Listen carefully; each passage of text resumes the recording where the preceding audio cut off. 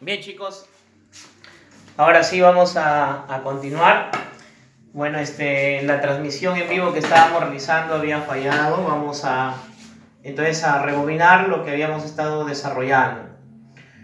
De nuevo me presento, soy el profesor Loloy, profesor de la Academia Nobel de la ciudad de Trujillo. Un saludo para el maestro Luis Ríos. Bien, chicos, a ver, entonces vamos a desarrollar el primer tema que corresponde a histología. A ver, ¿qué es lo que estábamos nosotros estudiando? ¿Qué habíamos explicado ya en esa transmisión en vivo? Habíamos mencionado que la histología es una rama de la microanatomía. ¿Y por qué es una rama de la microanatomía? Porque para poder estudiarla necesitamos hacer uso de la microscopía. Ahora, en cuanto a la definición de la histología, nosotros habíamos mencionado que la histología se encarga del estudio de los tejidos. Pero recuerda que yo te había dicho, si solamente defino que estudia los tejidos y nada más, estoy cometiendo un error porque no estoy completando la definición. Es así que yo debo de mencionar que la histología se encarga del estudio de los tejidos normales y además adultos. ¿Y por qué, profesor, debemos nosotros de considerar el concepto normal? Porque también nosotros vamos a encontrar tejidos anormales. Los tejidos anormales son estudiados por la patología estructural. ¿Y por qué debemos de considerar el concepto adulto dentro de esa definición? Porque debe de recordar usted que así como hay tejidos adultos, también hay tejidos embrionarios. Y los tejidos embrionarios es tema de estudio de la embriología. Así que la definición sería que la histología se encarga de estudiar a los tejidos normales y además tejidos adultos.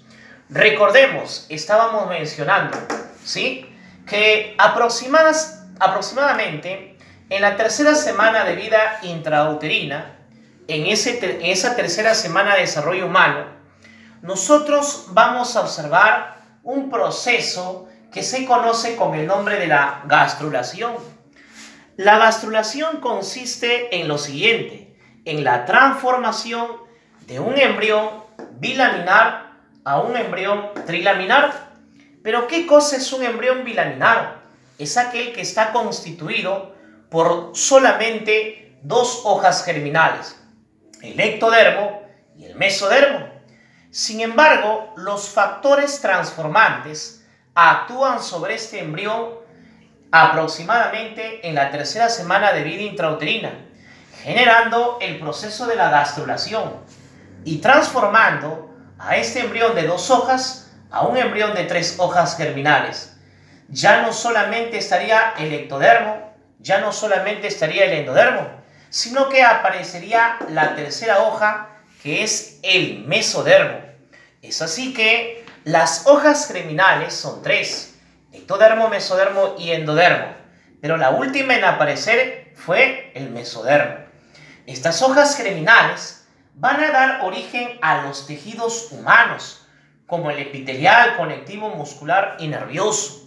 Debemos nosotros de recordar lo siguiente, que los tejidos epiteliales o los epitelios se forman a partir del ectodermo, a partir del mesodermo y a partir del endodermo.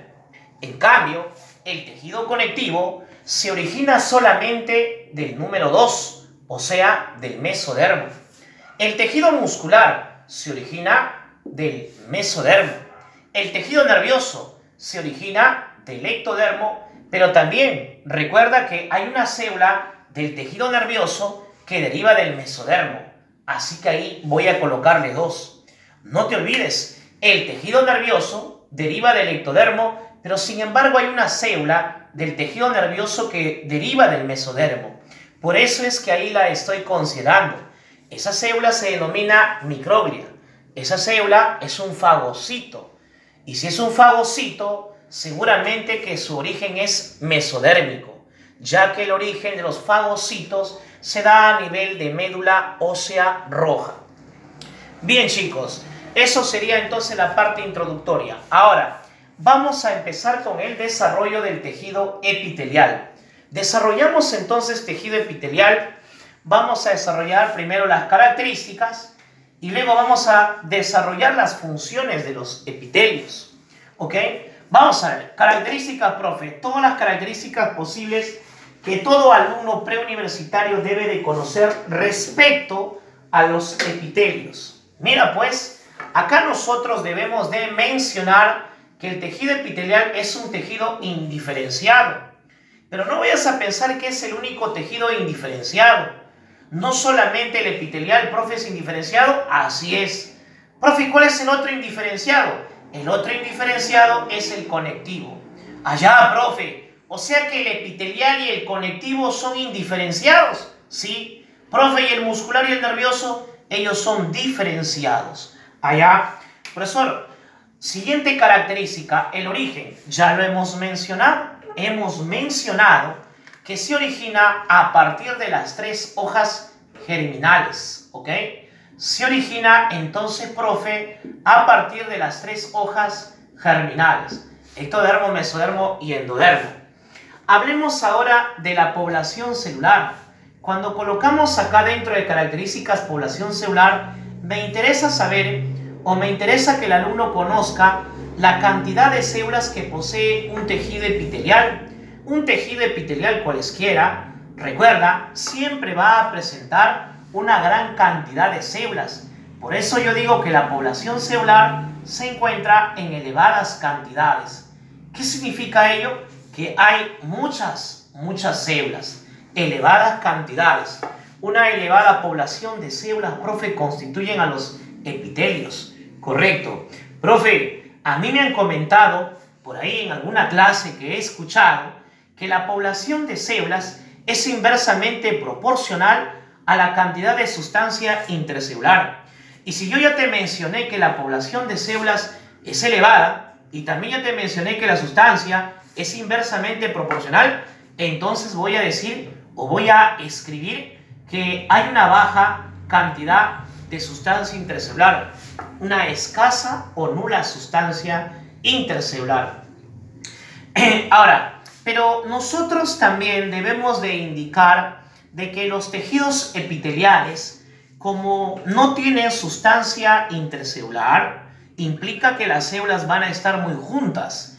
Si las células están muy juntas, en el proceso del desarrollo de los vasos sanguíneos, es decir, en la angiogénesis, pues no se va a permitir la entrada de los vasos sanguíneos entre células epiteliales. Profe, ¿cómo así? No entiendo. Mira, acá yo tengo una célula epitelial y acá tengo otra célula epitelial. Según las características que ya hemos mencionado, hay una escasa cantidad de sustancia. Por eso es que las células están juntas. Y en el proceso de la angiogénesis, es decir, en el proceso de la formación de un vaso intenta ingresar al epitelio, pero como están muy juntas, entonces no permiten el ingreso de ese vaso sanguíneo. Y como no permiten el ingreso de los vasos sanguíneos a los epitelios, yo voy a concluir que a nivel del tejido epitelial los vasos no existen. Los tejidos epiteliales no presentan vasos sanguíneos. Es así que yo voy a mencionar que se trata de un tejido avascular. ¿Ok? Es un tejido avascular, profe. Bien. Continuamos. Acá menciona o habla sobre las terminaciones nerviosas. Las terminaciones nerviosas son muy pequeñas, mucho más pequeñas que los vasos sanguíneos. Por eso es que las terminaciones nerviosas, al ser muy delgadas, sí pueden ingresar a pesar de que las células están juntas. Eso significa que yo voy a responder que las terminaciones nerviosas sí están presentes. ¿Hay presencia, profe? Sí. Y como hay presencia de terminaciones nerviosas, yo voy a decir que se trata de un tejido inervado. ¿Ok? Es un tejido inervado, ¿por qué? Porque sí presenta terminaciones nerviosas. Pasamos al metabolismo tisular. Entendamos en esta parte del metabolismo como la capacidad que tienen las células de un tejido X para poder elaborar energía y a la vez para poder utilizar esa energía que se ha elaborado. Te comento que el tejido epitelial es un tejido que posee un elevado metabolismo. Profe, ¿qué significa ello? Significa que los tejidos epiteliales producen mucha energía y además la consumen. Profe, pero yo me pregunto, si es que tienen un elevado metabolismo, eso significa que generan bastante energía, claro. Pero profe, si generan bastante energía, nosotros tenemos que ver qué forma de energía ha producido. La forma de energía que ha producido se llama ATP. O sea, profe, que produce mucho ATP, claro que sí, produce bastante ATP. Profesor, pero por mis conocimientos de bioquímica, yo sé que el ATP se forma a partir de la oxidación de las moléculas de glucosa. Claro, profe, y si es que se genera a partir de la oxidación de las moléculas de glucosa, eso significa que la glucosa debe de estar presente en este tejido. Claro, profesor, pero yo sé que la glucosa yace o se encuentra a nivel de los vasos sanguíneos. Claro que sí, pero usted me está diciendo que no hay vasos sanguíneos. Yo te he dicho que no hay vasos sanguíneos, pero no te estoy diciendo que no haya glucosa. De hecho, la hay. Profesor, ¿y la glucosa cómo va a ingresar? ¿O desde dónde va a venir? Resulta que el tejido conectivo le va a compartir sus moléculas de glucosa al tejido epitelial mediante un mecanismo denominado difusión de paso. Mediante los mecanismos de difusión de paso, las moléculas de glucosa que se encuentran en los vasos sanguíneos del conectivo van a pasar al tejido epitelial, que es un tejido que no tiene vasos sanguíneos. Profesor, en otras palabras, ¿el tejido conectivo le alimenta al tejido epitelial? Claro que sí. Volvamos. Entonces, que nos quede claro que el metabolismo tisular acá en los epitelios es bastante elevado. Profesor, ¿y la energía en qué lo usa? La energía lo usa para poder dividirse. Resulta que estamos ante un tejido con gran capacidad para poder dividirse. Estos se dividen con mucha frecuencia, con mucha rapidez. Por eso es que acá debemos de considerar lo siguiente. El tejido epitelial se divide bastante rápido. No te vayas a olvidar. Yo entonces describo acá, la tasa mitótica es bastante elevada. ¿Qué significa? Que se dividen muy rápido. Recuerda entonces en qué se gasta la energía. ¿Ya? Perfecto. Algo que ya hemos comentado, la nutrición de este tejido. ¿Quién nutre a este tejido? Ya te lo he mencionado. El que nutre al tejido epitelial es el tejido conectivo. El tejido conectivo se encarga de nutrir al tejido epitelial. Bien, otra característica más, profe, la capacidad de reparación. Piensa tú, si es que la tasa mitótica o la capacidad para poder dividirse es elevada, eso significa que la capacidad de reparación o de regeneración de este tejido es bastante bueno. Claro que sí. Así que la capacidad de reparación es muy buena. Tiene mecanismos sofisticados para poder repararse estos tejidos. Muy bien, ahora hablemos de cómo están dispuestas estas células. Recuerda, por favor, alumno, que las células epiteliales se encuentran juntas. Y como se encuentran juntas, usted va a decir que se encuentran yuxtapuestas. ¿Qué significa yuxtapuestas? Que se encuentran muy juntas. Pero también nosotros tenemos que indicar que las células epiteliales tienen formas geométricas. Algunas son planas, algunas son cúbicas, otras son cilíndricas. No te olvides entonces ello respecto a las células epiteliales. El tejido epitelial está ubicado sobre una estructura electrodensa. Profesor, ¿cómo se llama esa estructura electrodensa sobre la que está ubicada el tejido epitelial? Vamos a esta imagen que está por acá. Acérquese, por favor, camarógrafa. Entonces, acá nosotros observamos al tejido epitelial de color verde. Esto de color verde es el tejido epitelial. Los tejidos epiteliales están ubicados sobre una estructura electrodensa que se le conoce con el nombre de la membrana basal. O sea que, profe, esta estructura de azul es la membrana basal, ¿sí? Pero es una pregunta. Pero usted la membrana basal lo ha dividido en dos partes, claro. ¿Y por qué, profe? Porque recuerda que la primera parte que constituye la membrana basal se le conoce con el nombre de lámina basal.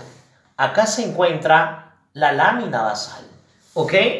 Profe, ¿y la que está por debajo de la lámina basal?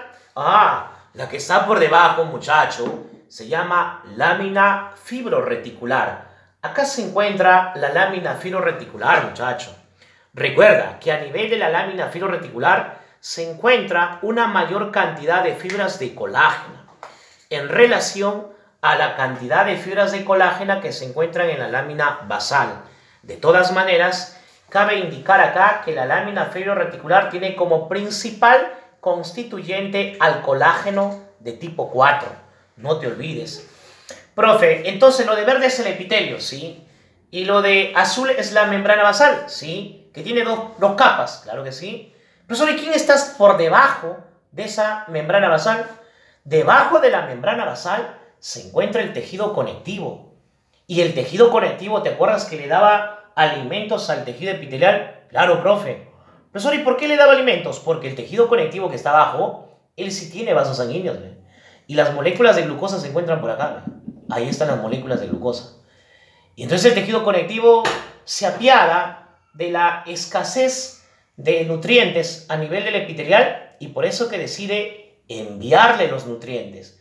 Los nutrientes empiezan a subir por un mecanismo denominado difusión y ahora las células epiteliales ya tienen nutrientes. Recuerda que ese nutriente se llama glucosa. Ok, entonces ya sabes que el tejido epitelial está ubicado sobre la membrana basal. Volvamos allá. El tejido epitelial está ubicado sobre, entonces, sobre la membrana basal. Déjame que te escriba acá entonces el nombre de membrana basal. Muy bien, perfecto. Ahí está, muchacho. Está ubicado entonces sobre la membrana basal. Ahora, más abajo menciona lo siguiente: unida a ella. ¿Cómo lo vas a relacionar? Tengo que explicarte para que tú en tu cuaderno, marca mongol, lo puedas escribir correctamente. Escucha bien, ¿ah? El tejido epitelial está, está unida, ¿ya?, a ella. ¿Quién es ella? Ella es la membrana basal. Allá, profe, o sea, ¿cómo se une el tejido epitelial a la membrana basal? Claro que sí. Se une mediante unas proteínas, ¿ok? En realidad son ensamblajes proteicos, son estructuras conformadas por varias proteínas. ¿Y cómo se llama, profesor, esa estructura? Esa estructura, acá lo colocamos, se llama el hemidesmosoma. A ver, profe, le quiero entender. Usted me está diciendo hemidesmosoma. Usted me está diciendo, profe, que los hemidesmosomas permiten la unión de los epitelios en la membrana basal. Sí. A ver, profe, en la imagen me podría indicar. Sí, vamos a la imagen. Acá está el tejido epitelial. Y acá está la membrana basal. Para que no se separe el epitelio de su membrana basal, ¿qué te parece si le metemos unos clavos? Así que por acá le voy a dar una clavada. Ahí está, una. Por acá otra así. Ahí está. Y por acá otra. Ahí está. Bien. Entonces, le estamos colocando unos clavitos. Ya, ahí están los clavitos. Para que no se desprendan. Esos clavitos se llaman hemidesmosomas. ¿Comprendes? El hemidesmosoma es un ensamblaje proteico que permite la unión de los epitelios a su membrana basal. Profesor, ¿y qué pasaría si es que este clavito o ese hemidesmosoma, porque ya sé que se llama hemidesmosoma, profe, no se forma adecuadamente? Hay un problema genético en el paciente, profe, no puede expresar esta proteína. Entonces, ¿qué va a pasar, profesor? Pues ¿Qué es lo que pasaría, profe, si es que ya no está este clavito? Pues entonces el tejido epitelial se desprendería de su membrana basal. Profesor, ¿y si eso ocurre en todo el cuerpo? Porque usted está hablando de genes. Si eso ocurre en todo el cuerpo, se va a generar, no te olvides, una exfoliación generalizada aguda, denominada a esa enfermedad con el nombre del síndrome, por acá, el síndrome, perdón, vamos a cambiar de color, vamos a colocarle otro color. Esa enfermedad se va a denominar el síndrome exfoliativo generalizado agudo, ¿ok? El famoso SEGA. Recuerda que a estos pacientes se les manifiesta en las primeras etapas de su vida extrauterina, cuando son infantes. Y entonces a estos niños se les llama los niños mariposa. Muy bien, entonces vamos a volver por acá a la parte de las características.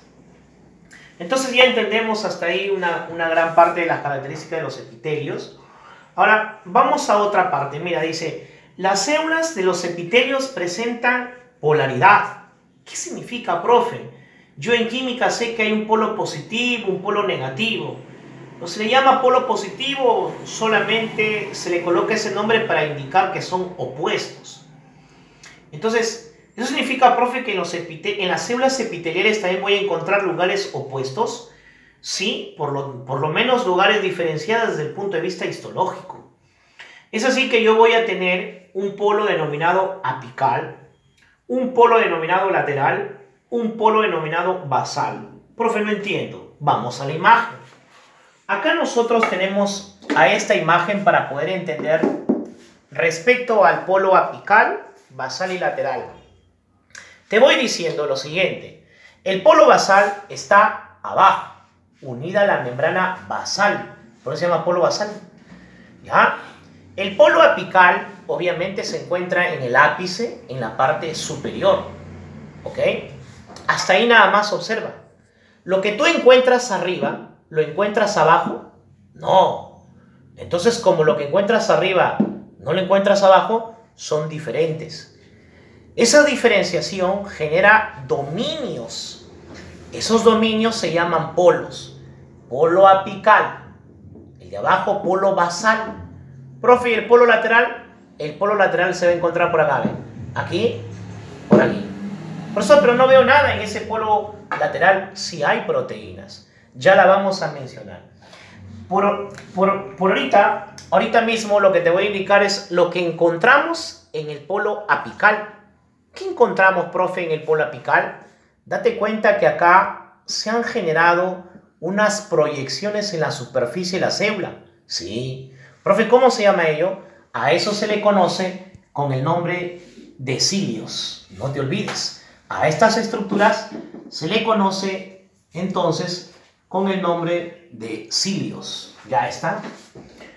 Profesor, ¿y los cilios para qué son importantes? Para la movilización de algunas estructuras que se encuentran dentro de alguna cavidad. Por ejemplo, profe, cuando nosotros hablamos de la trompa de Falopio, o también llamado los oviductos, nosotros debemos de recordar que en el tercio externo de esas trompas se da la fecundación, la formación del cigoto. Ese cigoto no puede implantarse y quedarse a vivir en las trompas uterinas o trompas de Falopio.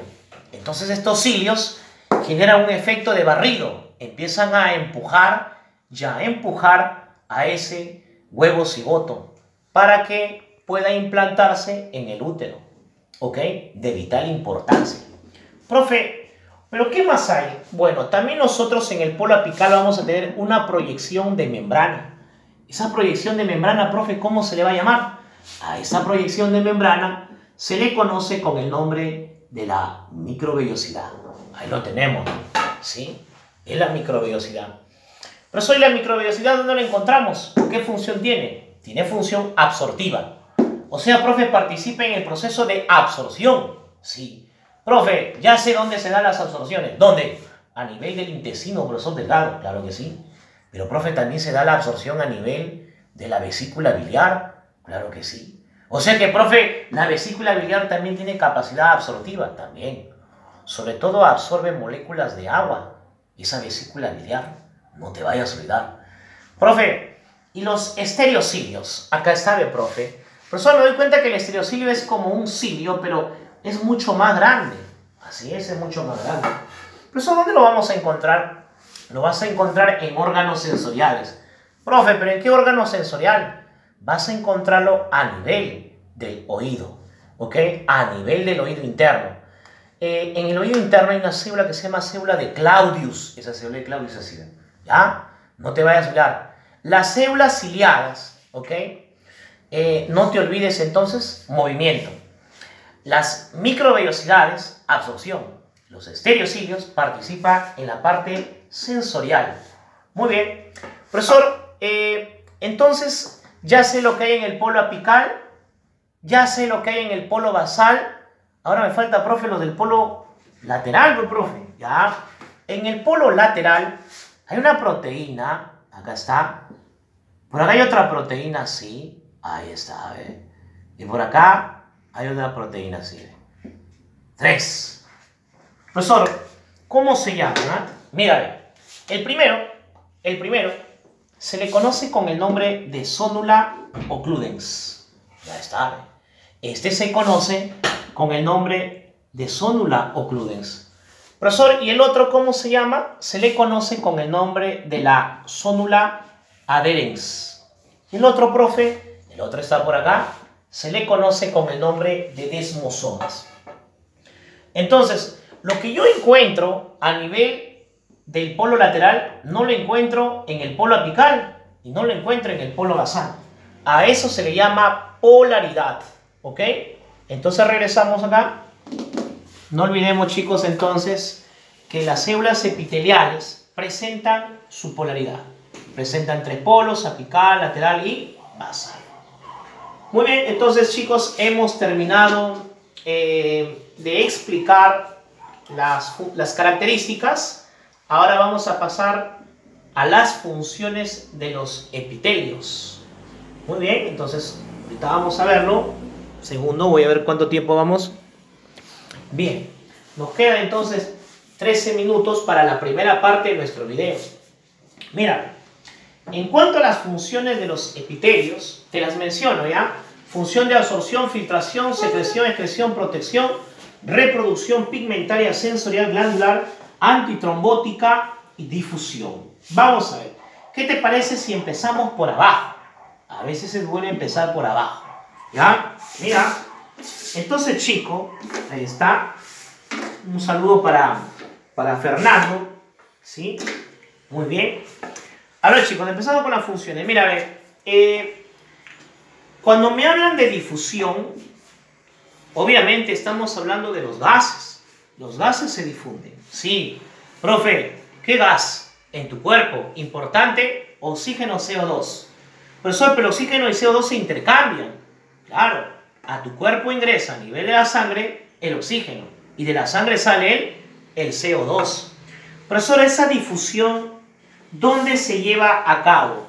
Esa difusión se lleva a cabo a nivel de los alvéolos pulmonares.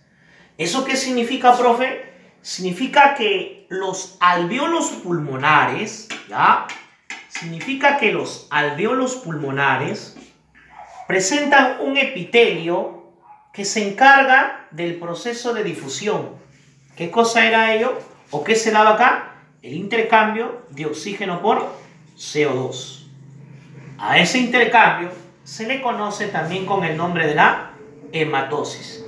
Hematosis, o también llamada respiración externa. Siguiente, función antitrombótica. La función antitrombótica lo da un tejido epitelial también, profe. Claro, profe, pero primero, por favor, hágame entender qué cosa es antitrombótica. Ya, mira, a ver. Trombo hace referencia a una estructura coagulada, ¿ok? Que está taponeando algún vaso sanguíneo. Entonces, profe, sería un coágulo, ¿sí? Pero acá, profe, usted ha puesto el prefijo anti, ¿sí?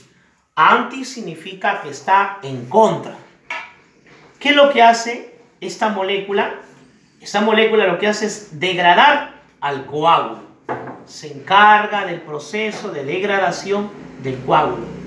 Pero solo una pregunta. ¿Y cómo se llama ese tejido epitelial que se relaciona con la degradación de los coágulos? Se le conoce con el nombre del endotelio. Profe, ¿y el endotelio dónde está? El endotelio está presente en los vasos sanguíneos. A ver, profe. Usted me está diciendo que el tejido epitelial de los vasos sanguíneos se llama endotelio. Sí.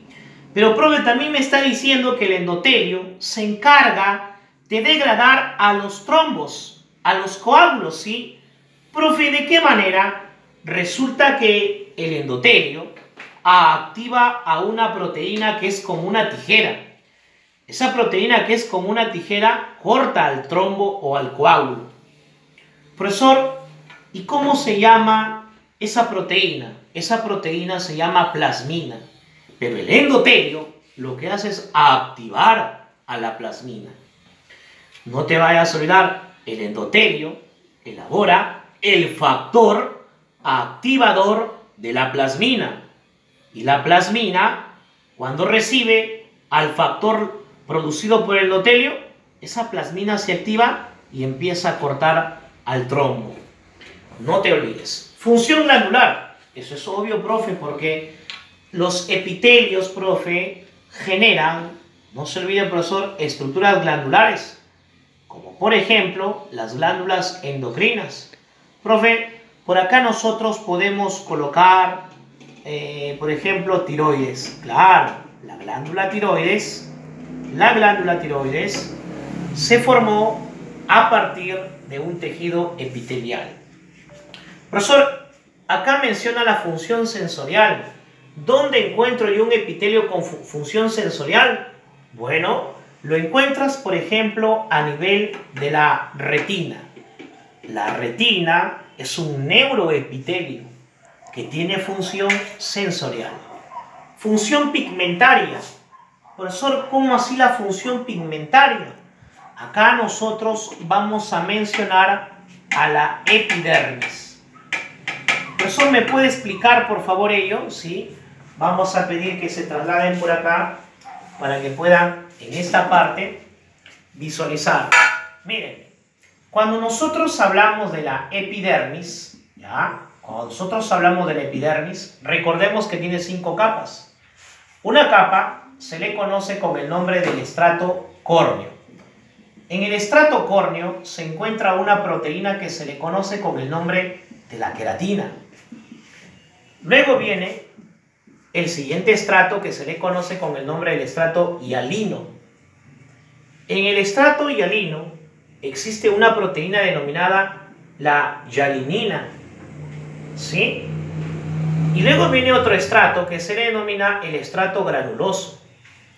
Se llama estrato granuloso porque sus células contienen gránulos.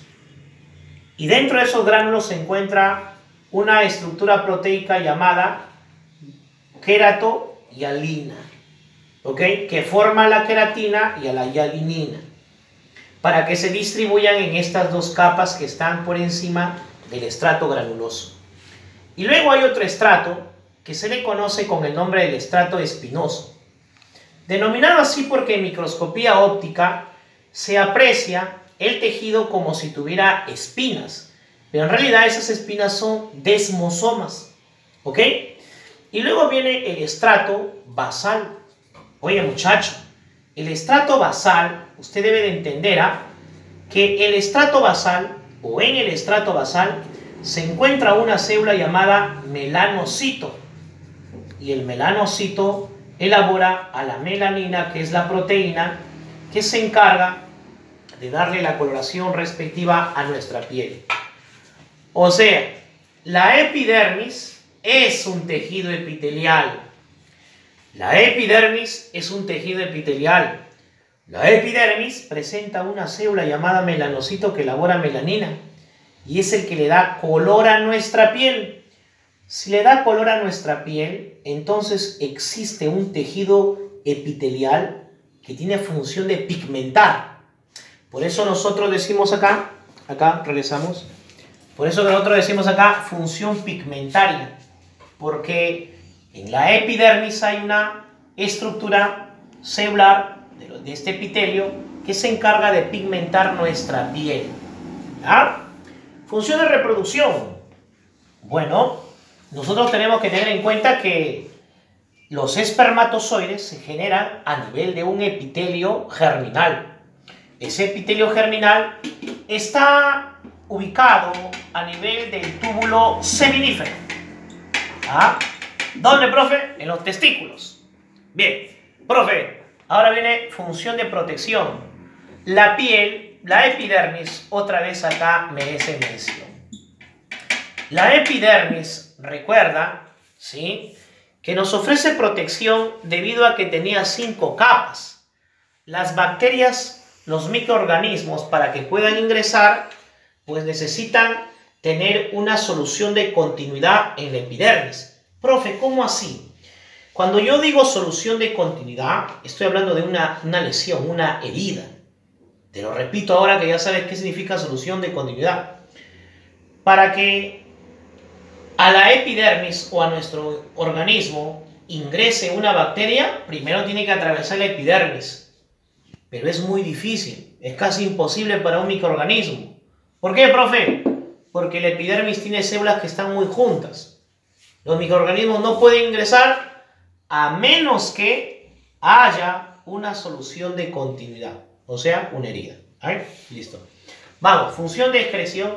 Estas dos las vamos a hacer juntas. Mira, secreción empieza con S. ¿Sabes por qué? Porque sí, ¿ya? Y si acá es sí, acá es no. Yo digo que hay secreción cuando hay un producto que se libera y ese producto sí me sirve. Y digo no porque el producto que se va a liberar no me sirve. Ahí está. O sea, si yo hablo, por ejemplo, de las glándulas mamarias, las glándulas mamarias elaboran leche. La leche sí sirve. Como sí sirve, yo no puedo decir excreción de leche. Como sirve, yo tengo que decir secreción de leche. Ahora, vamos, por ejemplo, a las glándulas sudoríparas. Las glándulas sudoríparas elaboran sudor. El sudor no sirve. Pero, profe, un momentito. ¿El sudor sirve, profe, para regular la temperatura? No. Yo hago referencia, sirve a nuestro sistema celular interno. Allá, profe. Desde ese punto de vista, yo menciono que no sirve. Como no sirve, entonces yo tengo que decir que hay excreción de sudor. ¿Ok? Bien. O sea que, profesor, estos dos conceptos hacen referencia a las glándulas. ¿Sí? Hace referencia a las glándulas. Profesor, función de filtración. Recuerda, por acá, por favor, por acá venimos, ¿sí? Vamos a explicar una cosa bastante rápida. Mira acá. Ok. Mira, ven, nosotros tenemos por acá un vaso sanguíneo que por acá nosotros tenemos un vaso sanguíneo que se llama la arteriola aferente. ¿Ya? La arteriola aferente se transforma en una estructura que se llama el capilar glomerular. Y luego el capilar glomerular se transforma en una arteriola eferente. Recuerda, esta es la arteriola aferente. Y esta es la arteriola eferente. Y este es el capilar glomerular. Te comento, ¿ah? No te olvides que por acá está ingresando sangre. Pero la sangre que viene por acá viene con muchos desechos. ¿Dónde están los desechos, profe? Acá, mira. La sangre que viene por acá viene con desechos. Acá está, mira los desechos que están ingresando. Pero cuando llega a nivel del capilar glomerular, hay una estructura que es un epitelio. ¿Y qué hace esa estructura, profe? Se lo come. Ahí está. Profesor, ¿qué es eso? A eso se le llama cápsula de Bowman. O sea, profe, la cápsula de Bowman, profe, es un epitelio, ¿sí? Que se come, profe, al capilar glomerular, sí. ¿Y qué le hace? La cápsula de Bowman le dice, oye, capilar glomerular, ¿qué te parece si me das tus desechos? Ok, te voy a dar mis desechos.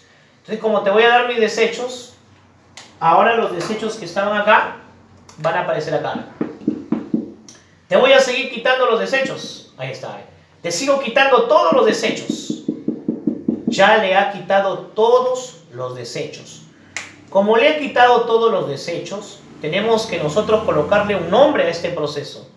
A este proceso se le conoce con el nombre de filtración. No te olvides. A este proceso se llama filtración. Entonces, ¿dónde se da la filtración? A nivel de la cápsula de Bowman. Continuamos por allá. Continuamos. Entonces, recuerda que la filtración se da a nivel de ¿dónde? Se da a nivel de la cápsula, de Bowman. Ubicada a nivel del riñón. ¿Sí? Perfecto.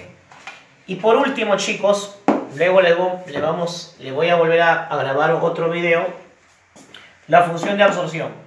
Absorción de nutrientes. ¿Dónde, profe, se da la absorción de nutrientes? A nivel del intestino delgado.